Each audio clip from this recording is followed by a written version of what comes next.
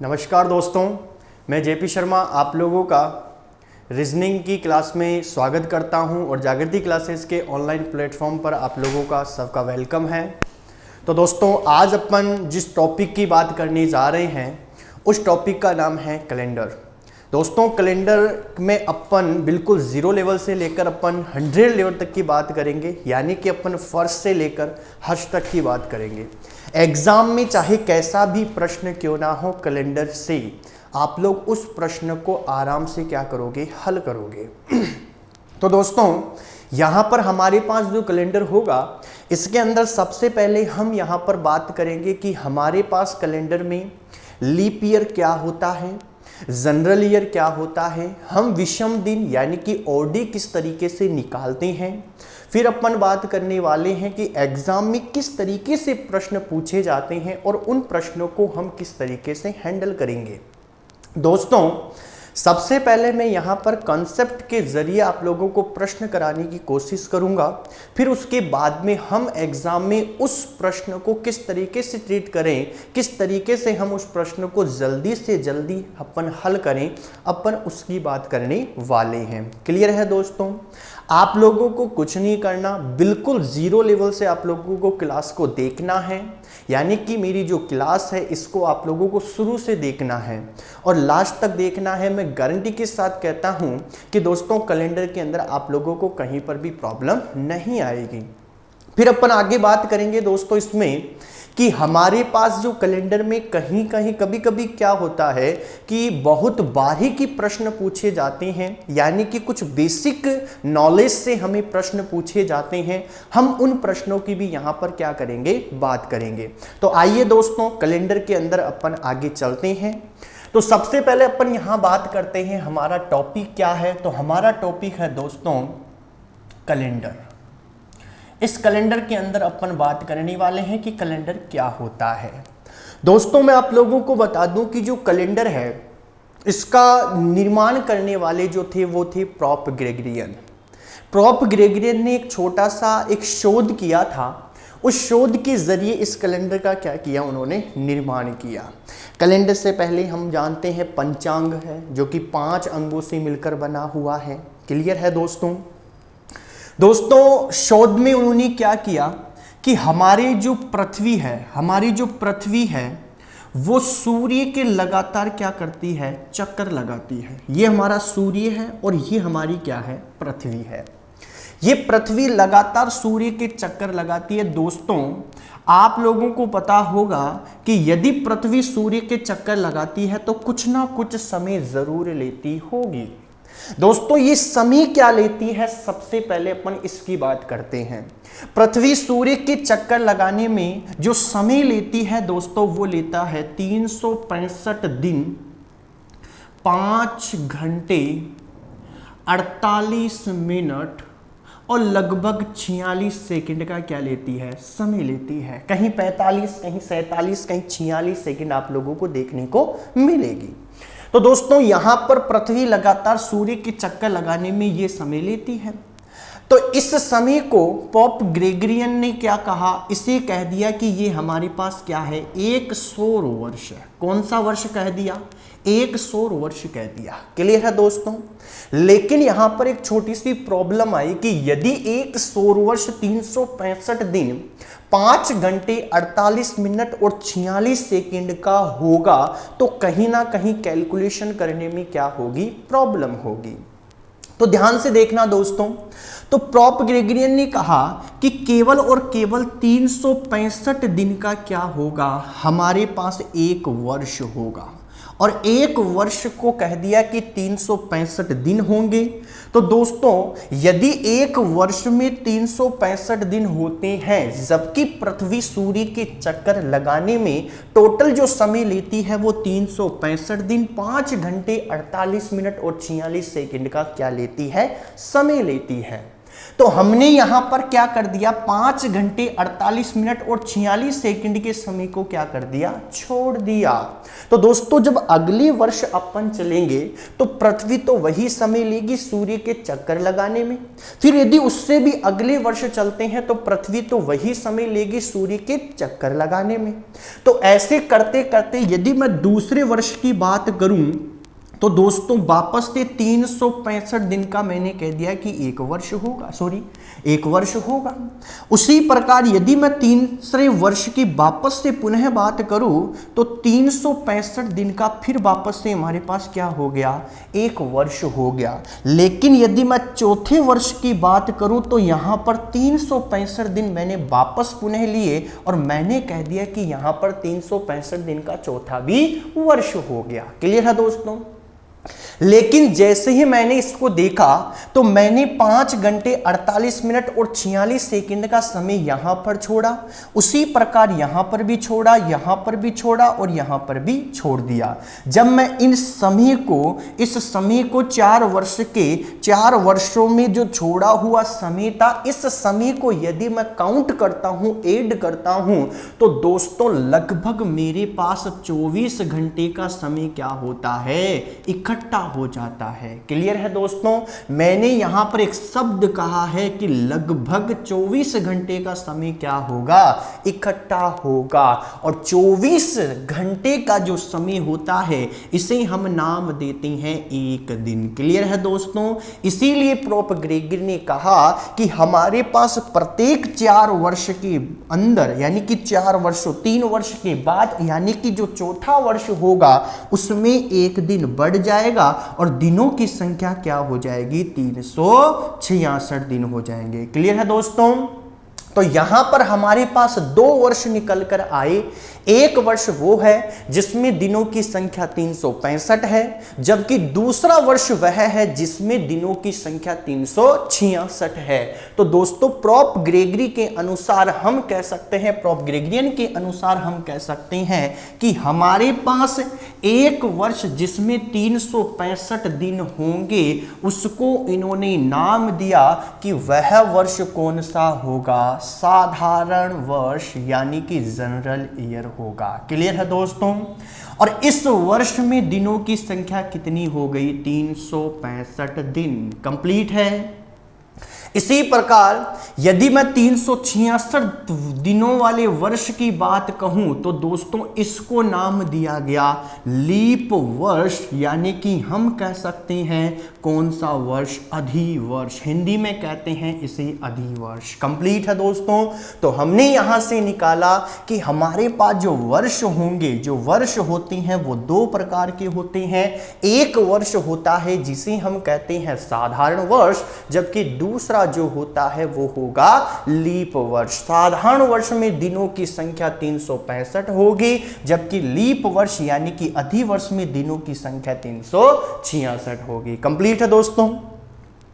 आगे चलते हैं। यदि हम आगे एक बात करें तो हम कैसे पहचानेंगे कि हमारे पास लीप वर्ष कौन सा होगा और हमारे पास साधारण वर्ष कौन सा होगा।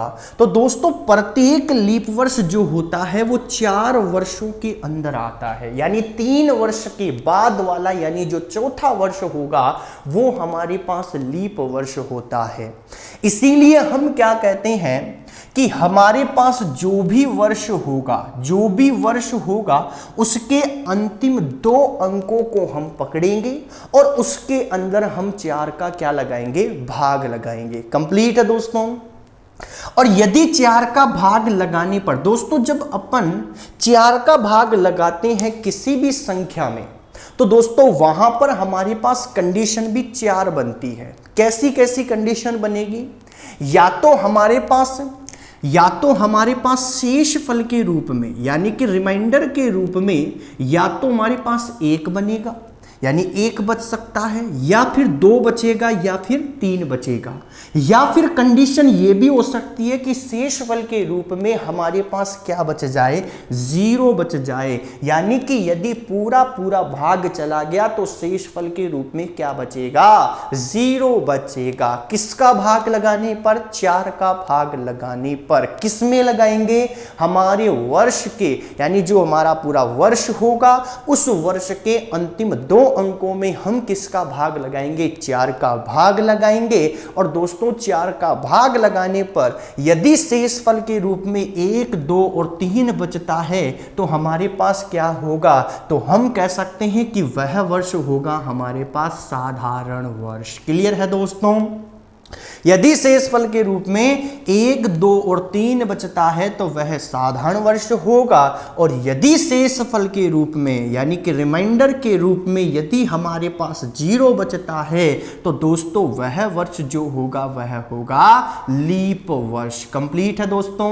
वापस से रिपीट करते हैं कि यदि हम 4 का भाग लगाते हैं अंतिम 2 अंकों में तो यदि रिमाइंडर यानी शेषफल यदि हमारे पास 1, 2 और 3 बच जाए तो वह वर्ष होगा साधारण वर्ष। और यदि हमारे पास शेषफल के रूप में 0 बच जाए तो वह वर्ष कौन सा होगा, लीप वर्ष होगा। क्लियर है दोस्तों। चेक करते हैं कि किस तरीके से हम साधारण वर्ष और लीप वर्ष को निकालते हैं। हमने यहां से कंसेप्ट सीख लिया कि हमारा साधारण वर्ष और लीप ईयर कैसे निकाला जाता है। तो देखिए दोस्तों, मान लीजिए मैं कह दूं कि मेरे पास 2019 है, ये हमारे पास एक टोटल वर्ष है। दोस्तों 2019 के अंदर जो अंतिम 2 अंक है वो हमारे पास क्या है, 19 को हम पकड़ेंगे और इसमें हम 4 का भाग लगाएंगे। क्लियर है। पूरी बार चला गया 16 बार। फिर मेरे पास जो रिमाइंडर बचता है वो मेरे पास बचता है 3। और हमने पढ़ा था कि जब 1, 2 और 3 बच जाए तो वह वर्ष कौन सा होगा, साधारण वर्ष होगा। क्लियर है दोस्तों। इसका मतलब मैं कह सकता हूं कि मेरे पास 2019 जो है वो कौन सा वर्ष है, साधारण वर्ष है। क्लियर है। यहां पर यदि मैं कहूं 2020 तो अंतिम 2 डिजिट क्या है, 20। जैसे मैं 20 के अंदर 4 का भाग लगाता हूं तो दोस्तों पूरा चला गया, शेषफल क्या बच गया, 0। इसका मतलब हमने यहां से शेषफल 0 निकाला और 0 शेषफल निकलने के कारण यह कौन सा वर्ष हो गया, लीप वर्ष हो गया। यहां पर साधारण वर्ष था 2019, यानी कि दिनों की संख्या होगी 365 दिन, जबकि यहां पर हमारे पास 2020 में विषम दिन शेषफल निकला 0। इसका मतलब ये लीप वर्ष हुआ और दिनों की संख्या यहां पर कितनी होगी, 366 दिन। क्लियर है दोस्तों।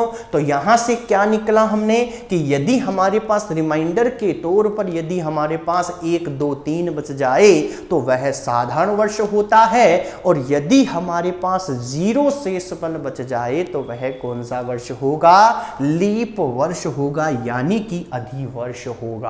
क्लियर है दोस्तों। आगे चलते हैं। दोस्तों आप लोगों को बता दूं कि यहां पर हमारे पास यहां पर क्या है कि हमने कहा था कि 2019, जब मैं इसको 2 भागों में डिवाइड करता हूं तो एक तो निकलता है 2000 और एक निकलता है 19। ये जो 2000 है ये है हमारे पास सेंचुरी ईयर, यानी कि शताब्दी वर्ष। और जो 19 है ये हमारे पास क्या है, वर्ष। क्लियर है। जब हमारे पास शताब्दी के साथ साथ वर्ष भी आता है तो ऐसी कंडीशन में हम 4 का भाग लगाते हैं। किसमें, अंतिम 2 अंकों के अंदर। कंप्लीट है। लेकिन यदि हमारे पास केवल और केवल शताब्दी हो, शताब्दी क्या है, जब शताब्दी समझने की कोशिश करें तो दोस्तों इसको अपन तोड़ते हैं तो एक शब्द निकलता है जो होता है शत। और इस शत का मतलब होता है 100। और 100 में अंतिम 2 डिजिट क्या होते हैं, 00। कंप्लीट है। यानी कि 100 में कोई वर्ष नहीं है, ये केवल और क्या है, शताब्दी है। और प्रत्येक शताब्दी जो होती है वो 100 वर्षों की होती है। क्लियर है? तो दोस्तों जब हमारे पास शताब्दी के साथ साथ वर्ष भी हो तो ऐसी कंडीशन में 4 से डिवाइड करते हैं, लेकिन यदि केवल और केवल शताब्दी हो तो हम 4 से नहीं बल्कि किससे डिवाइड करते हैं? 400 से। कंप्लीट है? कंडीशन वही चलेगी जो यहां पर 4 से डिवाइड करने पर चलती थी। क्या चलती थी? कि 4 का भाग लगाया, 1 2 3 शेषफल बचा, इसका मतलब वह वर्ष साधारण वर्ष है। और यदि 0 शेषफल बचा तो वह वर्ष कौन सा वर्ष है? लीप वर्ष। तो वही कंडीशन यहां पर चलेगी कि यदि मेरे पास किसी भी शताब्दी में यदि 1 2 और 3 शेषफल बचता है तो वह साधारण होगा, और यदि हमारे पास 0 शेषफल बचता है तो वह लीप शताब्दी होगी। क्लियर है दोस्तों? वापस से रिपीट करता हूं कि यदि हमारे पास 4 का भाग लगाने पर 1 2 और 3 शेषफल बचता है तो साधारण वर्ष होगा, 0 शेषफल बचता है तो लीप वर्ष होगा। उसी प्रकार किसी भी शताब्दी में 400 का भाग लगाने पर यदि 1 2 और 3 शेषफल बचता है तो साधारण शताब्दी वर्ष होगा, लेकिन यदि शेषफल के रूप में 0 बच जाए तो वह लीप शताब्दी वर्ष होगा। कंप्लीट है दोस्तों? जैसे एक एग्जांपल लें, मैं कह दूं 1800। अब ये 1800 हमारे पास क्या है? तो अंतिम 2 अंक क्या है? 00। जब अंतिम 2 अंक क्या होते हैं? 00 होते हैं, तो क्या कहलाती है? शताब्दी कहलाती है। इसका मतलब ये 1800 मेरे पास क्या है दोस्तों? एक शताब्दी वर्ष है, और शताब्दी वर्ष में हम किसका भाग लगाते हैं? 400 का। कंप्लीट है दोस्तों? 0 से 0 कट गया, जब 18 में 4 का भाग लगाया तो 16 बार पूरा गया, रिमाइंडर क्या बच गया? 2। इसका मतलब 2 शेषफल बचा, तो हमारे पास ये 1801 क्या है? साधारण शताब्दी वर्ष है। कंप्लीट है दोस्तों? कंप्लीट है। इसी प्रकार यदि मैं कोई दूसरा एग्जाम्पल लूं इसी शताब्दी का तो क्या होगा? तो देखिए दोस्तों, मैं कह दूं 1600। अब 1600 के अंदर भी अंतिम 2 डिजिट क्या है? 00 है। इसका मतलब यहां पर भी 4 का नहीं बल्कि किसका भाग जाएगा? 400 का भाग जाएगा। जैसे ही मैं यहां 0 से 0 कैंसिल करता हूं, 16 में 4 का भाग लगाता हूं तो रिमाइंडर क्या बचेगा? 0। और 0 शेषफल बचने के कारण, 0 शेषफल बचने के कारण यह कौन सा वर्ष हो गया? तो हम कह सकते हैं लीप शताब्दी वर्ष हो गया। कंप्लीट है दोस्तों? तो आप लोगों को लीप वर्ष निकालना और साधारण वर्ष निकालना मेरे हिसाब से आ चुका है। क्लियर है दोस्तों? आप लोगों ने ये सीख लिया है कि लीप वर्ष और साधारण वर्ष को किस तरीके से अलग किया जाता है। कंप्लीट है। आगे चलते हैं दोस्तों। ये एग्जाम्पल अपन ने लिए कि साधारण वर्ष, साधारण शताब्दी का एग्जाम्पल कौन सा है और लीप शताब्दी का एग्जाम्पल कौन सा है। आगे चलते हैं दोस्तों। हमारे कैलेंडर का जो दूसरा इंपॉर्टेंट पॉइंट है वो हमारे पास क्या है? तो वो है हमारे पास दोस्तों विषम दिन यानी कि ऑड डे। तो हमारा अगला पॉइंट जो हम सीखने जा रहे हैं वो हमारा होगा विषम दिन यानी कि ऑड डे। क्लियर है दोस्तों? अब ध्यान से देखना दोस्तों, हमने अभी साधारण वर्ष निकालना और लीप वर्ष निकालना सीखा। अब अपन विषम दिन निकालना सीखते हैं। दोस्तों विषम दिन, यदि मैं इस विषम को अलग कर दूं तो केवल और केवल मेरे पास क्या बचता है? दिन बचता है। समझना, मैं केवल समझाने के लिए बता रहा हूं कि क्या है। मैंने कहा विषम को मैंने अलग किया, बचा क्या? दिन बच गया। इसका मतलब मैं यहां से एक पॉइंट निकाल सकता हूं कि जो विषम दिन निकलता है, जो ऑड डे निकलता है, वो हमेशा दिनों की संख्या में निकलता है। क्लियर है? अपन वर्ष में भी निकालेंगे क्यों निकालेंगे? क्योंकि वर्ष में दिनों की संख्या होती है। एक वर्ष में यदि साधारण वर्ष होता है तो 365 दिन होते हैं और लीप वर्ष होगा तो 366 दिन होंगे। क्लियर है दोस्तों? तो यहां हमने एक पॉइंट बोला कि जो विषम दिन है वो हमेशा किसमें निकलता है? दिनों की संख्या में। कंप्लीट है दोस्तों।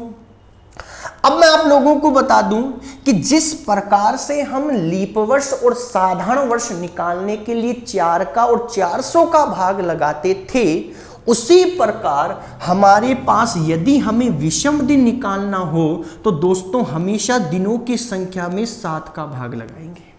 क्यों लगाते हैं? क्योंकि हमारे पास एक शब्द होता है जिसे हम कहते हैं सप्ताह यानी कि वीक, और एक सप्ताह में टोटल दिनों की संख्या जो होती है वो कितनी होती है? 7 दिन होते हैं। इसीलिए दोस्तों हम विषम दिन निकालने के लिए, ओडी निकालने के लिए हमेशा किसका भाग लगाते हैं? 7 का भाग लगाते हैं। कंप्लीट है दोस्तों। मैंने कहा दिनों की संख्या में निकालेंगे। कंप्लीट है। अब देखो समझना इस पॉइंट को कि जब मैं 7 का भाग लगाता हूं तो दोस्तों कंडीशन कितनी बन सकती है?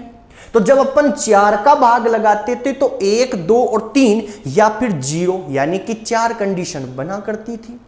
इसी प्रकार यदि मैं 7 का भाग लगाऊंगा तो या तो 1 या 2 या 3 या 4 या 5 या 6 या हो सकता है कि पूरा पूरा भाग चला जाए तो 0 शेषफल बच जाए। ये हमारे पास क्या है? ये हमारे पास है भाग लगाने पर बचने वाला रिमाइंडर यानी कि शेषफल। क्लियर है दोस्तों? यदि हमारे पास 7 का भाग लगाता हूं और विषम दिन के रूप में यानी कि 1, 2 और 3, 4, 5 और 6 बच गया तो दोस्तों ये हमारे पास क्या कहलाता है? विषम दिन कहलाता है। क्लियर है? इसी प्रकार यदि 7 का भाग लगाने पर रिमाइंडर 0 बच गया यानी पूरा पूरा भाग चला गया तो दोस्तों ये विषम दिन ये भी होगा। लेकिन मैं आप लोगों को बता दूं कि ये जो 0 होता है ये कैलेंडर में क्या करता है?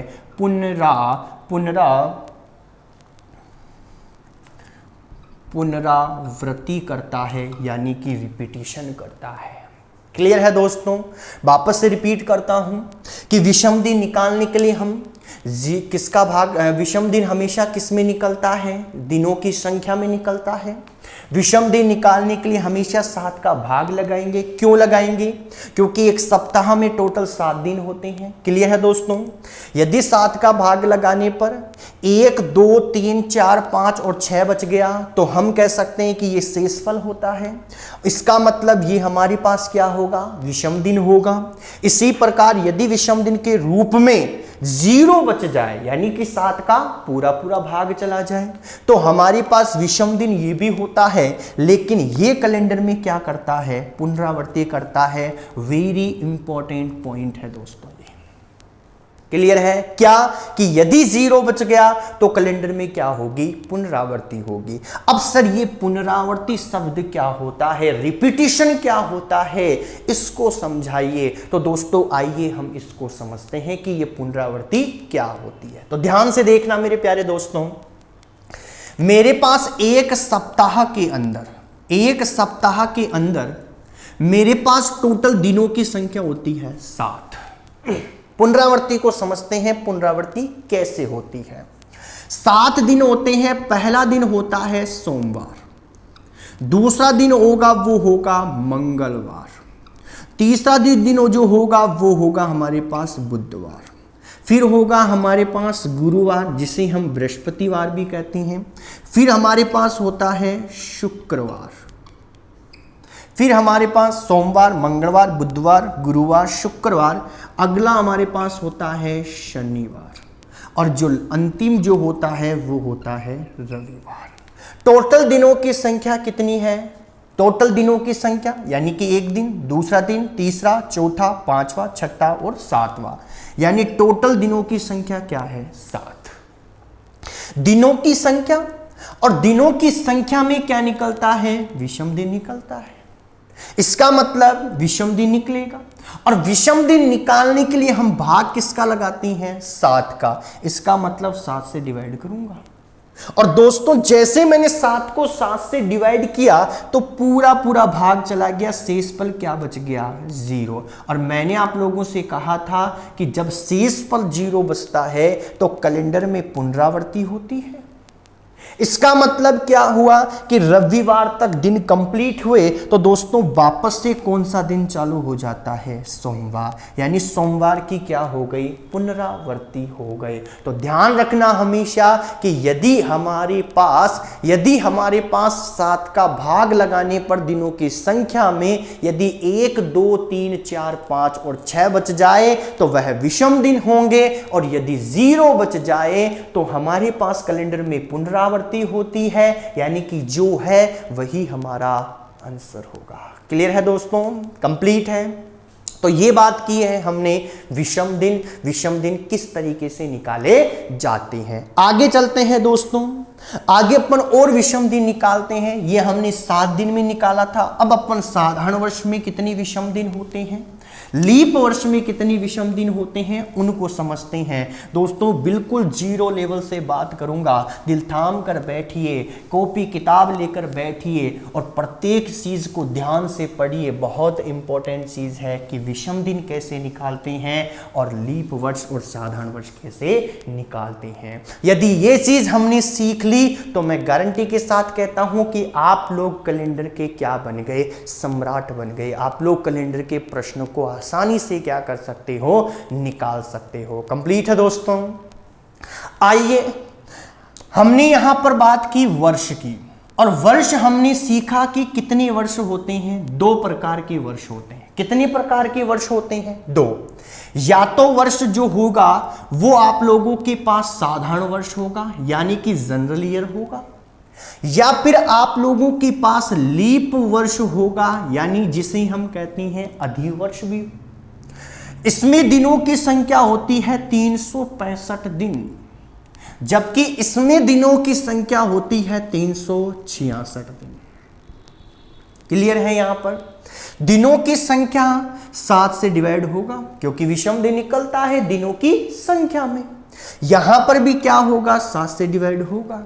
जैसे मैं 365 को 7 से डिवाइड करता हूं तो दोस्तों 52 बार पूरा जाएगा, यानी कि 52 तो क्या हो जाएंगे? सप्ताह, यानी कि वीक। और एक शेषफल बचेगा, और वही एक शेषफल क्या होगा दोस्तों? मेरे पास विषम दिन। यानी मैं कह सकता हूं कि मेरे साधारण वर्ष में कितने विषम दिन होते हैं? 1 विषम दिन होता है। क्लियर है यहां पर? इसी प्रकार यदि मैं लीप वर्ष की बात करना चाहूं तो दोस्तों जैसे मैंने 7 से डिवाइड किया तो मेरे पास यहां पर वही कंडीशन हुई कि 52 बार पूरा डिवाइड हो गया, यानी कि 52 तो क्या हो गए? वीक, यानी कि सप्ताह। जबकि यहां से एक दिन क्या है? अधिक है। तो यहां 1 विषम दिन है, तो यहां कितने विषम दिन होंगे?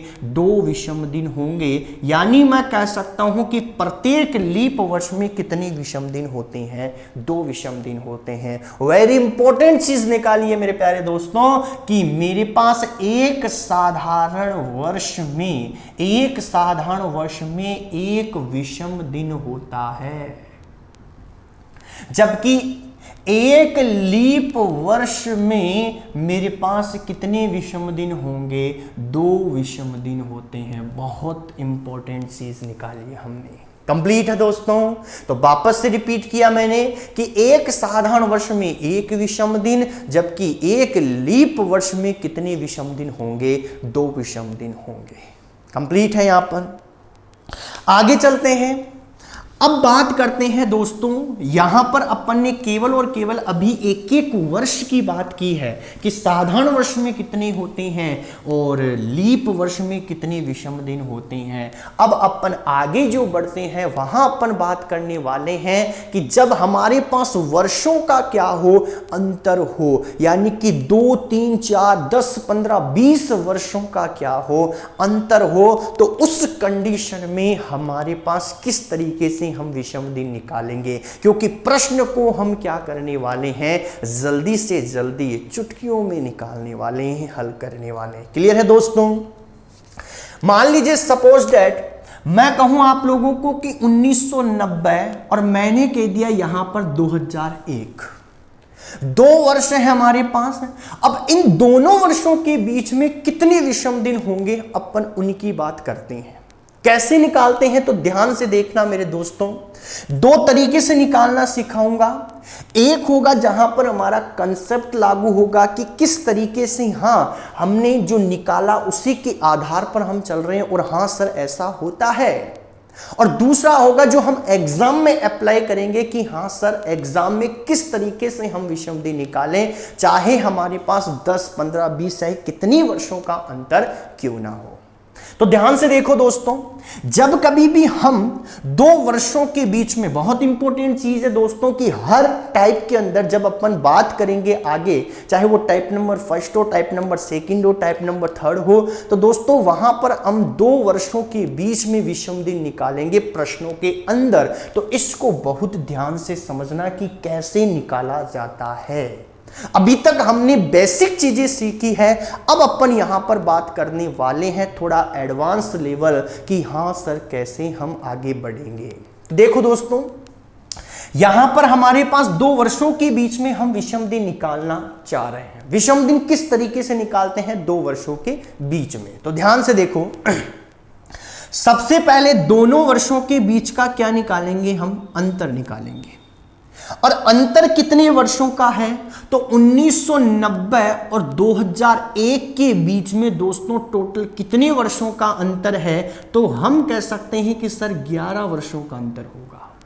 क्लियर है? अब 11 वर्षों का अंतर है, यानी कि टोटल कितने वर्षों का अंतर है, 11 वर्षों का। अब अपन एक वर्ष को तो ले नहीं सकते, बहुत टाइम लग जाएगा। क्यों? क्योंकि हमने एक चीज निकाल ली है यहां से, बहुत इंपॉर्टेंट चीज है कि एक साधारण वर्ष में 1 विषम दिन होता है, जबकि एक लीप वर्ष में 2 विषम दिन होते हैं। तो हम इससे डायरेक्ट निकालेंगे। क्लियर है दोस्तों? तो देखो 11 वर्षों का अंतर है, तो दोस्तों इन 11 वर्षों के अंदर हमारे पास कहीं ना कहीं साधारण वर्ष भी हैं और कहीं ना कहीं हमारे पास लीप वर्ष भी हैं। कितने साधारण और कितने लीप है, 1990 से आगे चलो तो पहला आया 91। 91 कौन सा वर्ष है, साधारण, क्योंकि 4 का भाग पूरा पूरा नहीं जाता। यदि मैं 92 की बात करूं तो दोस्तों 92 में 4 का पूरा पूरा भाग चला जाएगा और रिमाइंडर के रूप में क्या बच जाएगा, 0। इसका मतलब ये कौन सा वर्ष है, लीप वर्ष है। आगे चलूं तो 93, फिर 94, फिर 95, फिर 96, प्रत्येक 4 साल बाद में लीप ईयर आता है। तो 92 के अंदर 4 जोड़ा तो 96 लीप ईयर आएगा। हो गया काम। फिर अपन आगे चलते हैं तो दोस्तों हमारे पास आएगा 97, फिर 98, फिर 99 और फिर 2000, शताब्दी। 400 का भाग लगाओ, लीप ईयर निकलेगा। आगे चलते हैं 2001 और आगे 2002 आएगा, जबकि बात कहां तक की करनी है, 1 तक की तो करनी है। तो टोटल लीप वर्षों की संख्या कितनी हुई, तो एक तो 92, फिर दूसरा 96, फिर तीसरा 2000, यानी कि लीप वर्षों की संख्या कितनी है, 3।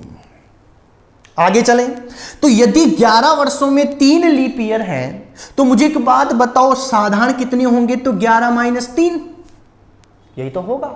इसका मतलब साधारण कितने होंगे, तो 8 होंगे। कंप्लीट है। अब आगे बढ़ते हैं मेरे दोस्तों कि हमने यहां से सीखा कि एक साधारण वर्ष में 1 विषम दिन होता है।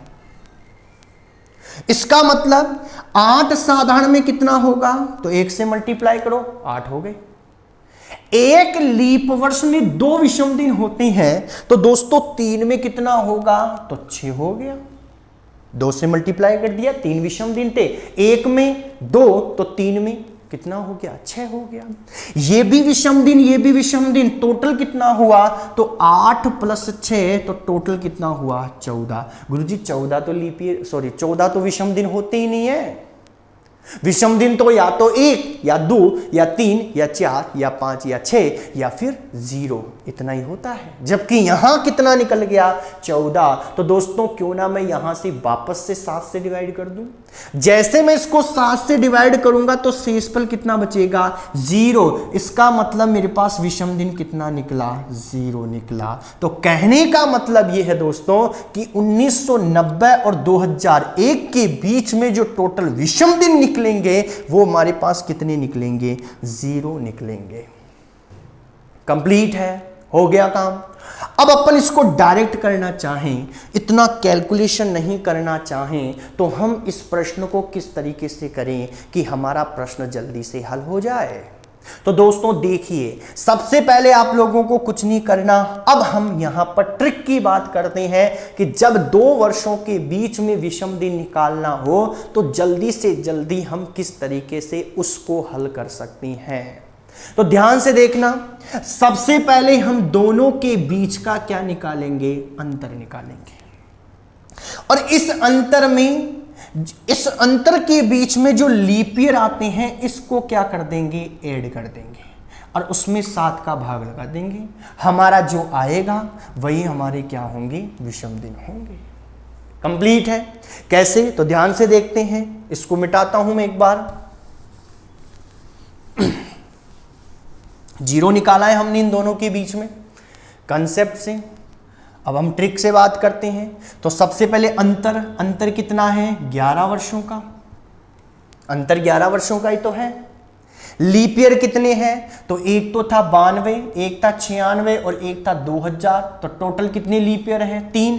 तो 3 वर्ष लीप ईयर है, लगा दो 7 का भाग। 11 और 3 कितना होता है, 14। 7 का भाग लगाया, शेषफल कितना बच गया, 0। तो हम एग्जाम में किसको अप्लाई करेंगे, इसको। ये था कंसेप्ट, कैसे निकलता है। क्लियर है दोस्तों। तो 2 वर्षों के बीच में विषम दिन निकालना हमने सीख लिया है कि किस तरीके से हम 2 वर्षों के बीच में विषम दिन निकालेंगे। आगे चलते हैं दोस्तों, आगे चलते हैं। ध्यान से देखना।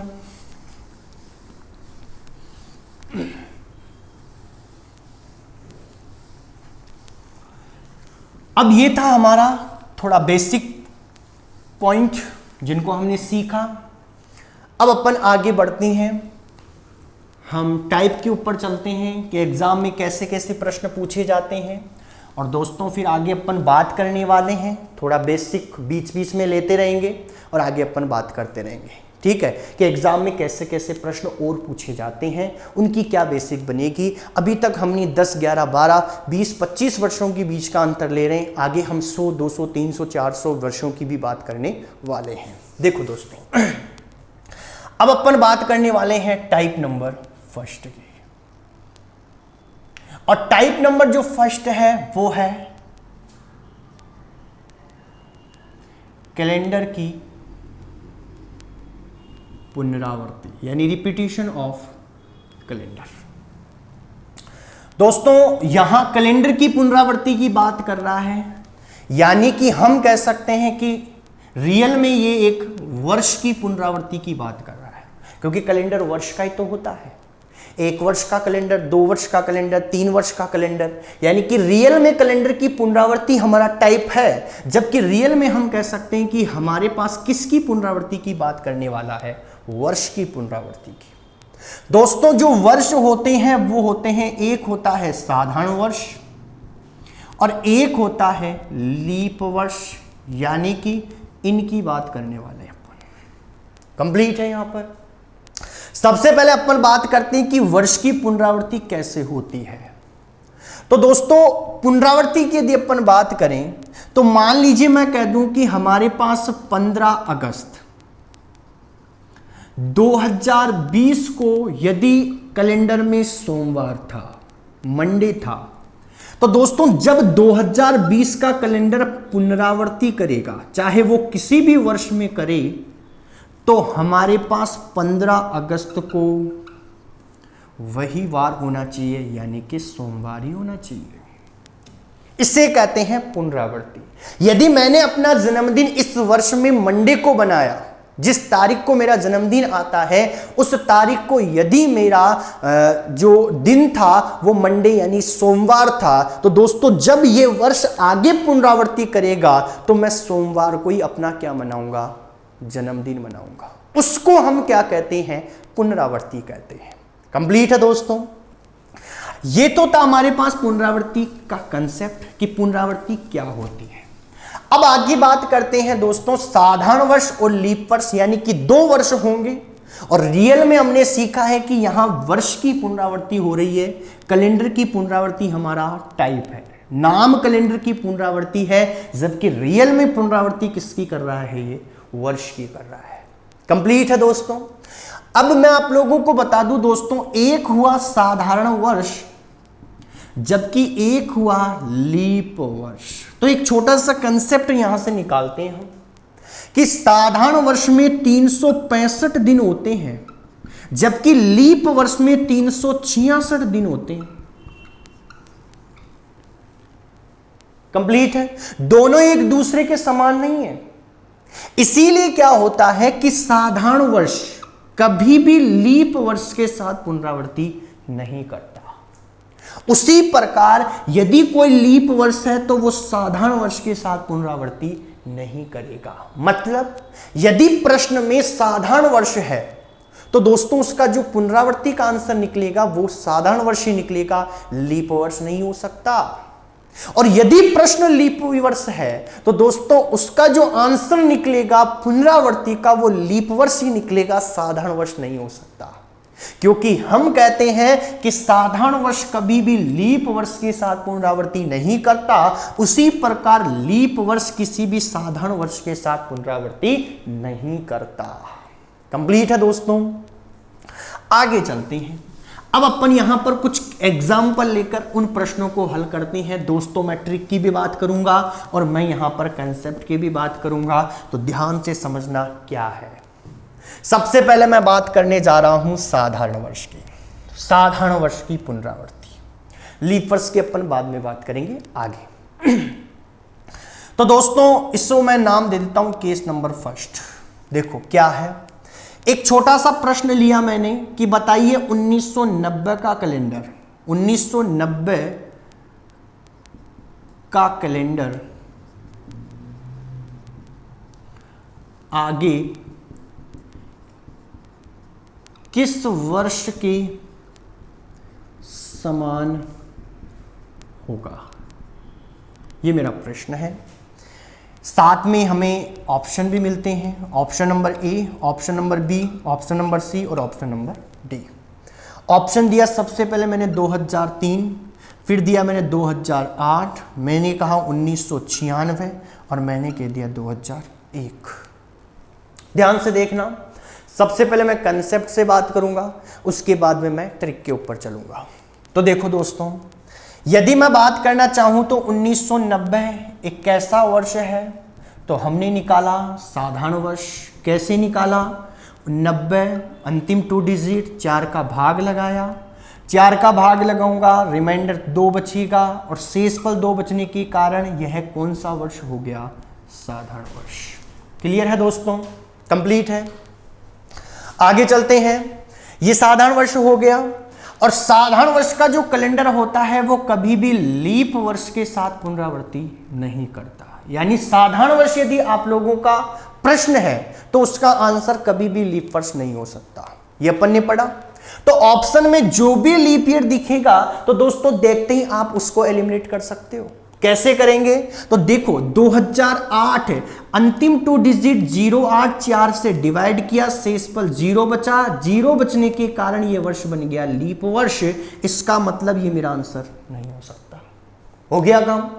आगे चलता हूं। यदि मैं 1996 की बात करता हूं, अंतिम 2 डिजिट 96 लगाया, 4 का भाग, रिमाइंडर बचा 0 और शेष पल 0 बचने के कारण ये वर्ष भी कौन सा हो गया, लीप वर्ष। इसका मतलब ये भी मेरा आंसर नहीं हो सकता।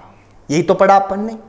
तो दोस्तों अब 2 को तो मैंने कैंसिल आउट कर दिया, लेकिन अब 2 वर्ष बच गए। अब इन 2 वर्षों के अंदर मेरे पास कौन सा मेरा फाइनल आंसर होगा उसकी अपन बात करने वाले हैं। तो पहले मैं कंसेप्ट से चलता हूं, उसके बाद में मैं डायरेक्ट ट्रिक बताऊंगा कि एग्जाम में किस तरीके से इस प्रश्न को अपन करेंगे। तो देखो दोस्तों, सबसे पहले मैं 2003 को चेक करता हूं। तो मैंने कहा 1990 का कैलेंडर 2003 के साथ पुनरावृत्ति कर सकता है या नहीं कर सकता, पहले अपन चेक करते हैं। और कैसे करते हैं, 2 वर्षों के बीच में विषम दिन निकालेंगे, क्योंकि पुनरावृत्ति विषम दिन से चेक की जाती है। यदि 0 विषम दिन बच गया तो पुनरावृत्ति होगी, और यदि 1 2 3 4 5 6 हो गया तो पुनरावृत्ति नहीं होगी। तो दोस्तों देखते हैं अपन क्या होगा। तो देखो कैसे निकालते हैं 2 वर्षों के बीच में विषम दिन। सबसे पहले दोनों वर्षों के बीच का क्या निकालेंगे, अंतर। कितने वर्षों का अंतर है, 13 वर्षों का। इन दोनों के बीच आने वाले लीप वर्षों की संख्या, और 1990 से आगे यदि मैं लीप वर्ष निकालता हूं तो पहला निकलता है 92, फिर दूसरा निकलता है 96, फिर अगला निकलता है 2000, और फिर अगला निकलता है 2004। लेकिन बात कहां तक की करनी है, 3 तक की। इसका मतलब 4 को तो काउंट नहीं करेंगे। हो गया काम। कितने हुए, तो हमारे पास हुए 3। इसका मतलब लीप वर्षों की संख्या 3, 3 और 13 16। क्लियर है दोस्तों। विषम दिन निकालना है, और विषम दिन निकालने के लिए हम किसका भाग लगाते हैं, 7 का। जैसे ही मैं 16 में 7 का भाग लगाऊंगा, शेषफल क्या बचेगा, 2। तो दोस्तों क्या 2 पे पुनरावृत्ति होती है, सोचिए, नहीं होती। इसका मतलब 2003 हमारा आंसर नहीं होगा, क्योंकि ये समान की बात कर रहा है। यानी कि इसका मतलब क्या है, पुनरावृत्ति, यानी ये पुनरावृत्ति की बात कर रहा है। हो गया काम।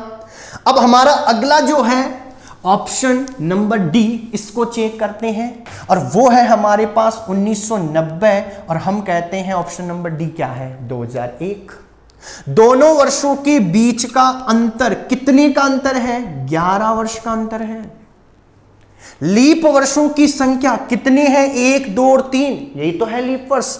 इसका मतलब 3, टोटल कितना हुआ, 14। 14 में 7 का भाग लगाया, शेषफल बचा 0। इसका मतलब क्या हुआ मेरे दोस्तों, कि 1990 का जो कैलेंडर होगा वो 2001 के साथ, यानी कि 11 वर्षों के बाद पुनरावृत्ति करेगा। ये कंसेप्ट था। इस कंसेप्ट के जरिए हमने प्रश्न को क्या किया है, हल किया है। कंप्लीट है दोस्तों। तो निकालना आया। एग्जाम में हम इस प्रश्न को ऐसे नहीं करेंगे। एग्जाम के लिए मैं आप लोगों को डायरेक्ट ट्रिक बताऊंगा किस तरीके से हम एग्जाम में प्रश्न को देखते हैं, इसका आंसर देंगे। एक छोटा सा प्रश्न और लेता हूं, और अगला प्रश्न जो है वो मेरा क्या है, मैं आप लोगों से पूछना चाहता हूं कि बताइए मेरे दोस्तों कि 1997 का जो वर्ष है, जो कैलेंडर है, वो आगे किस वर्ष के साथ पुनरावृत्ति करेगा। ऑप्शन देता हूं, option number A, option number B, option number C और option number D. Option A दिया मैंने 2004, ऑप्शन बी दिया 2008, फिर दिया मैंने 2005 और फिर दिया मैंने 2003। सबसे पहले हमने सीखा कि हमारा प्रश्न कौन सा वर्ष है। तो देखते आप लोगों ने निकाला कि सर यदि 96 लीप ईयर होता है तो अगला वर्ष साधारण होगा। इसका मतलब ये कौन सा वर्ष है, साधारण वर्ष है। क्लियर है दोस्तों। आगे चलते हैं। साधारण वर्ष कभी भी लीप वर्ष के साथ पुनरावृत्ति नहीं करेगा। हो गया काम। इसका मतलब प्रश्न के ऑप्शन में जो भी लीप ईयर दिख रहा है उसको कैंसिल आउट कीजिए। तो देखते हैं, देखें 2004 सन लीप ईयर है, 2008 भी लीप ईयर है सर, 2005 2003 तो एक साधारण वर्ष है। इसका मतलब हमारा ऑप्शन या तो ये होगा या फिर ये होगा। अब चेक करते हैं कौन सा होगा। पहले 5 को चेक करते हैं। तो दोस्तों सबसे पहले दोनों वर्षों के बीच का अंतर, 97 के आगे चलो 98 99 2000, 3 वर्ष तो ये हुए और 5 ये हो गए। कितना हुआ टोटल वर्षों की संख्या, 8। दोनों वर्षों के बीच आने वाले लीप वर्षों की संख्या, 97 से आगे चला तो पहला आया 2000, फिर आया 2004, फिर आया 2008। लेकिन बात 5 तक की करनी है, 8 तो काउंट नहीं होगा। तो टोटल कितने हुए 2, इसका मतलब 8 और 2 10, 10 में लगाया 7 का भाग, क्योंकि विषमदी निकालने के लिए 7 का भाग लगाते हैं। और जब 10 में 7 का भाग लगाया, शेषफल कितना बचा 3। क्या 3 पर पुनरावृत्ति होती है? नहीं होती, इसका मतलब आंसर नहीं होगा। 2003 की बात करो तो 2003 को चेक करता हूं, कितने वर्षों का अंतर है? 6 वर्षों का अंतर। लीप ईयर कितने हैं? लीप ईयर कितने हैं? तो सर अब की बार तो 2003 तक ही चलना, इसका मतलब 4 भी काउंट नहीं होगा। लीप ईयर केवल और केवल एक है, वो भी कौन सा? शताब्दी लीप ईयर। इसका मतलब 1 हो गया। टोटल हुआ 7, 7 में 7 का भाग लगाया, शेषफल कितना बच गया? 0। इसका मतलब हम कह सकते हैं 1997 का कैलेंडर हमारे पास किस वर्ष में पुनरावृत्ति करता है? 2003 में। कितने वर्षों के बाद? तो 6 वर्षों के बाद। दोस्तों, हमने यहां पर केस नंबर फर्स्ट यानी साधारण वर्ष की पुनरावृत्ति में हमने 2 प्रश्न किए। एक प्रश्न था 1990 का कैलेंडर 2001 में पुनरावृत्ति कर रहा था। दूसरा था 1997 का कैलेंडर 2003 में पुनरावृत्ति कर रहा था। ये 11 वर्षों के बाद पुनरावृत्ति कर रहा था, जबकि ये 6 वर्षों के बाद पुनरावृत्ति कर रहा था। तो इसका रियल कंसेप्ट क्या है जो कि हम एग्जाम में अप्लाई करने वाले हैं, उसको हम सीखते हैं क्या होगा। तो ध्यान से देखना मेरे दोस्तों, ये हमने पूरा सॉल्व किया है और अब अपन एग्जाम में हल नहीं करेंगे, क्योंकि एग्जाम में हम प्रश्न को डायरेक्ट करने वाले हैं। तो ध्यान से देखना मेरे प्यारे दोस्तों, इसके बाद में आप लोग प्रत्येक प्रश्न को जल्दी से जल्दी हल करोगे तो कैसे होगा? तो ध्यान से देखो, 1990 का कैलेंडर हमने निकाला, 2001 में पुनरावृत्ति कर रहा था, यानी कि 11 वर्षों के बाद, यानी कि 11 वर्ष बाद। और 1997 का कैलेंडर जो था वो 2003 में पुनरावृत्ति कर रहा था, यानी कि 6 वर्ष के बाद। डायरेक्ट कंसेप्ट क्या है? तो ध्यान से देखना, ये एक साधारण वर्ष है और ये भी एक कैसा वर्ष है? साधारण। क्लियर है? लेकिन जब मैं इससे पहले वाला वर्ष देखता हूं तो 1989, और ये कौन सा वर्ष है? साधारण वर्ष है।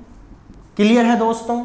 जब इससे पहले मैं बात करता हूं तो 1996, जबकि ये कौन सा वर्ष है? लीप वर्ष है। क्लियर है दोस्तों? हो गया काम।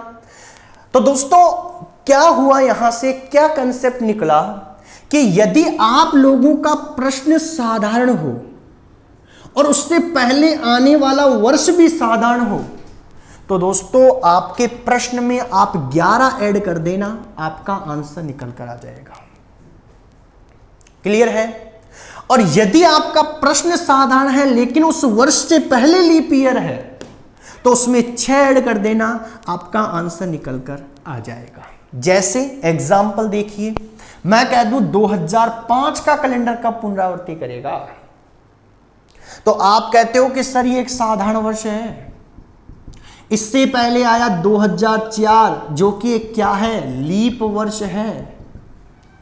ऐड करना है कितना? साधारण और लीप दोनों साथ हो तो 6 ऐड करना है, इसका मतलब 2011 में पुनरावृत्ति करेगा।